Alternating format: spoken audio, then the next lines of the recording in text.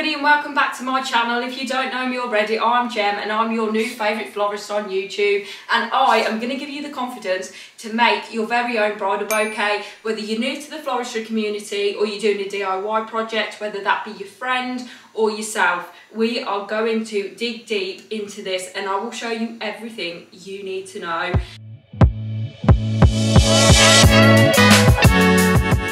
So today I'm making a large unstructured handheld bouquet, and we have got a variety of eucalyptus. So we've got 4 types of eucalyptus: poplus eucalyptus, gunni, cinerea, baby blue, and then we have some ruscus to go with it as well. And we're going for a green and white theme with more foliage in the flowers and some neutral sort of white colours incorporated in there as well. Now, to make the structure with a more like foliage based sort of design, I like to start with the foliage. I like to make the structure with the foliage, so then it's easier to put the flowers in and you know you're going to get the structure that you want. So I'm going to start off with my gunni, which is like a smaller leaf eucalyptus, and I'm going to be using the spiral technique. So you basically just get one stem in one hand, pick up another one and put it in at an angle, so it's basically like a cross like this, and then do a little bit of a turn, put another one in and turn it, another one in and turn, and another one in and turn. And then you've just got to build this up with all the other foliages as well. So I'm just going to go in with my baby blue foliage as well into the bouquet and just keep going all the way around like this. Now you can use different sort of foliages as well, but I like to use eucalyptus in wedding flowers. I just think it's a nice foliage. It's associated with wedding, it's nice smelling, and you can use all different types to make a good texture and structure within the bouquet. And then I'm just going to go round with my ruscus then. So it's creating a sort of skirt base, the ruscus is, all the way around. Now you can use less foliage, you can use more foliage to the side of the bouquet that you are going to make. So this just adds like drama, all different areas just popping out. And then with the poplus eucalyptus, I'm going to do exactly the same but go round so it gives like a nice draping effect. And I've got 5 of these, so I'm not going too crazy. But if you can see, the bouquet is now going down in layers. Sorry, my phone's ringing, I'll be right back. Ah, the joys of running a small business on your own. So anyway, that's sorted. So I'm going to carry on with my poplus. Just a few more to go around. And then I'm just going to tie this lightly with some raffia. It doesn't have to be raffia, it can be some string as well, or some poly ribbon. And just wrap it around the binding point quite loosely. So then you can just pop this down until you get your flowers sorted that you want to put in there. So I've got some white Casablanca roses. Now do be careful because sometimes I find that they come, well, some of them look a bit more of a pastel pink colour. So I normally just take those out and make sure that I am using the white ones. On the camera, just make it look cream, but they're really, really like porcelain white in real life. Then we've got some fluffy Eustoma or Lizzies. And then a whole lot of spray roses. And then please do make sure that you have taken the guard petals off all the spray roses. I know it's a tedious job, but it's so worth it to look as aesthetic as it can. And then we're going to come to the other bucket, and we've got some lovely Agapanthus. These can be used instead of snowdrops because loads of people ask for like snowdrops or lily of the valley in their bridal bouquets, and it's not available all year round, so Agapanthus is a good substitute for this. Then we've got some white Veronica here and some lovely white Astilbe as well. So let's get on to creating. Okay, so we don't want to go too overboard on the flowers because as soon as we start adding flowers into this, it's going to fill up really, really fast, and we don't want it to look too over the top or too big for the bride to hold.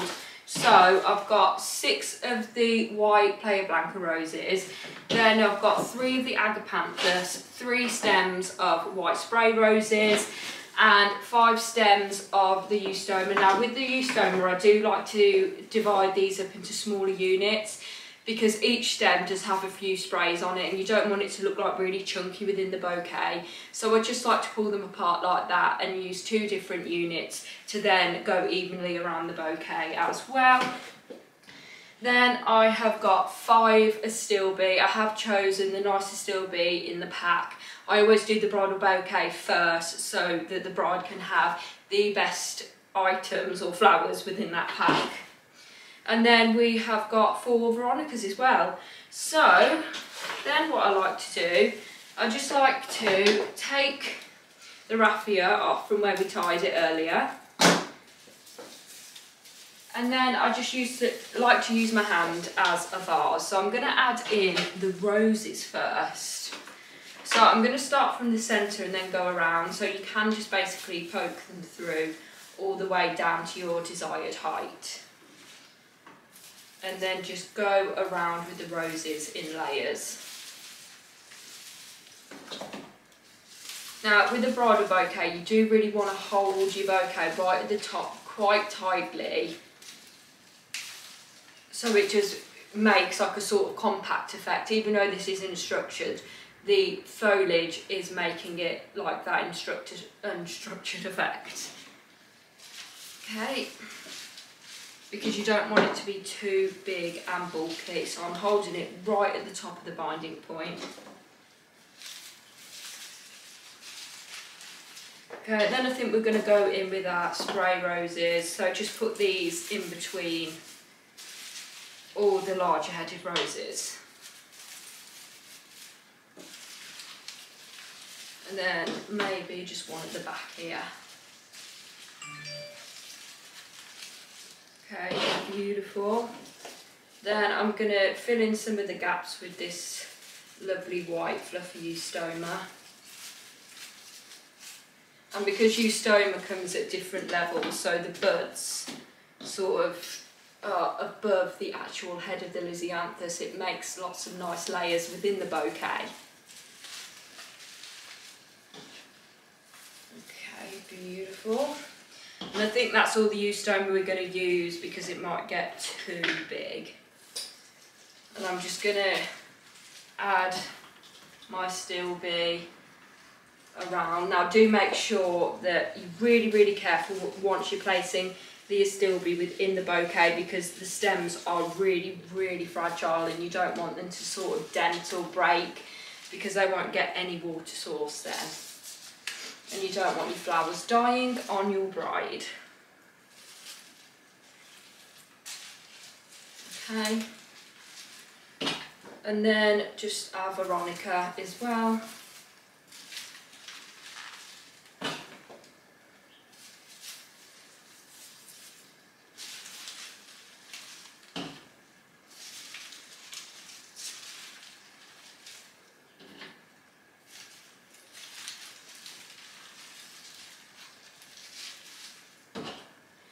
Beautiful.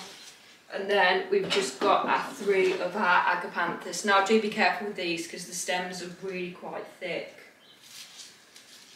So don't let them damage any of the other stems. So I'm going to put one over there, one over this side, if it will fit.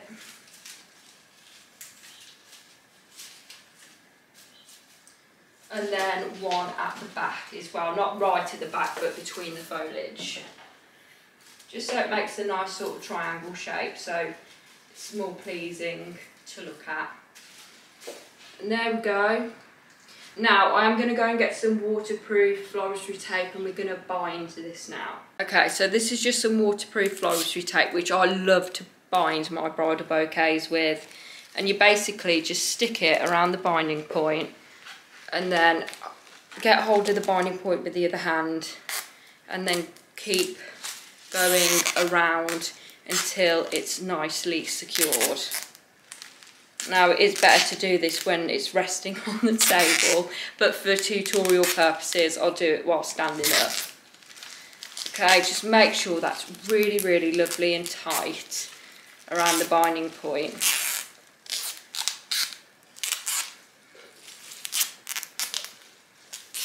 Okay, that will be perfect. And then you can just simply rip it off like that. Okay, then your bouquet is nice and secure. Okay, then we just need to cut the bottoms and we're going to tie it with some white ribbon. Okay, so then I'm going to do a stem check and make sure there's no foliage under the binding point, just so it looks more aesthetic. So that's all perfect. And then I'm going to cut these down to my desired length. I don't want them too long, because you don't want the bride to be holding a bouquet with really, really long stems. Can you imagine the stems this long? So I do like to cut them shorter than I usually do. So probably just about 2 hands widths, like so. And then just cut them. Sorry if you can hear any of the noise. Now, I do like to still cut these at an angle so that they can drink water, because these are going to be sitting in water until tomorrow morning when I deliver these to the bride.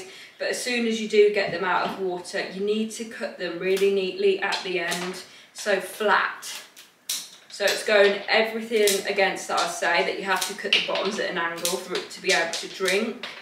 But the stems need to be flat, just so that it's nice to look at for the bride. And it looks really even. So there we go, and then I'm going to add the ribbon now. Okay, so we've got some lovely white ribbon here, and then basically what we're going to do a tiny little fold like this, so it looks like a half cross.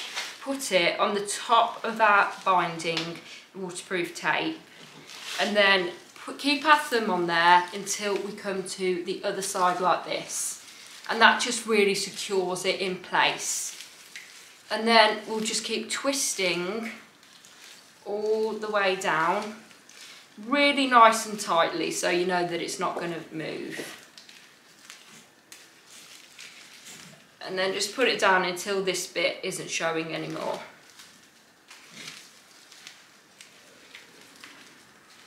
And then just go all the way back up. So this has to be your neatest layer.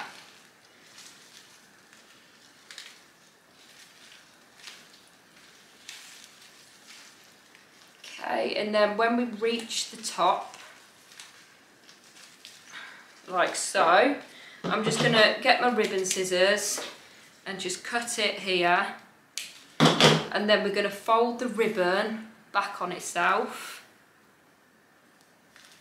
And then, to secure it, we're going to get some pins. I always use like the ivory pearl pins, I think they're the best. And then just stick one at the bottom. Oh, and then make sure it goes through the stems. This can be actually quite tricky. It's quite hard to get the pin in there. Okay, that one's not going to go in. I'll come closer to you so you can see. Okay, so just to show you again, I've folded the ribbon in like this and then popped it back onto itself. Grab a pin and hopefully this one will work.